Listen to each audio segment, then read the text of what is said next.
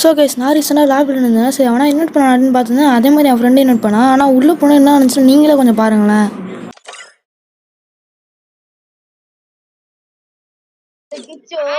YouTube channel போட்டுப்பான் அவன் இது பாட்டு முஞ்சா வந்துட்டு வாடாடி அந்த பாட்டு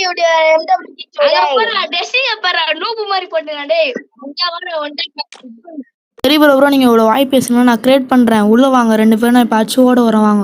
இவனுங்கெல்லாம் இதுக்கு மேலே விட்டா வேலைக்கு ஆகாது அப்படின்னு நானும் ரூம் கார்டு ரெட் பண்ணிட்டு மேட்ச் ஸ்டார்ட் பண்ணி விட்ருவேன். ஃபஸ்ட் ஒன்னே பார்த்தா 2 பேரும் தரமான ஒன்டாப்பை போட்டுருவேன். ஃபஸ்ட்டு எடுத்தோன்னே நான் அமௌண்ட் போட ஆரம்பிச்சிடுவேன். இவனுங்க பேசின வாக்கி இவங்களுக்கு சத்தியமாக விடவே கூடாது. இனிமேலாம் இந்த மாதிரி அவனுக்கு யார்கிட்ட இது ஒரு வாயை பேசக்கூடாது. அந்த மாதிரி நான் அடிச்சிருப்பேன் இந்த மேட்ச்லாம். பார்த்தீங்கன்னா இப்போ 2வது ரவுண்ட் எப்படி போகனே தெரியாது. 3rd ரவுண்டு ஃபஸ்ட் எத்தனை ஒரு 1 டாப்பு, 2nd ஒரு 1 டாப்பு. ஆனால் இதுலேருந்து நான் நினச்சேன் சரினா அவங்க பாட்டோட வாங்குறானு இருந்துச்சேன். இவங்க தோற்றுற போகணும் பயத்தில் ரிவ்யூ பண்ண ஆரம்பிச்சாங்களா. செம்ம கடுப்பாயிடுச்சு இந்த நேரத்தில். இந்த இவர் தாங்க ரிவ்யூ பண்ணேன். இவருக்கு ஒரு மட்டும் நஷ்டி ஒரு இது பண்ணுருவோம் கிளியர் பண்ணிட்டா அப்படின்ட்டு அவங்க ஒருத்தர் அவனுக்கு ஒரு 1 டாப்பை போட்டுருவேன். இந்த ரவுண்ட்லேயே நான் ஃபஸ்ட்டு ஒரு ரவுண்டு அடிச்சிட்டானுங்க. என்ன நான் அதை காமிக்கல, ஏன்னா டைம் ரொம்ப போயிட போய் அப்படின்னு.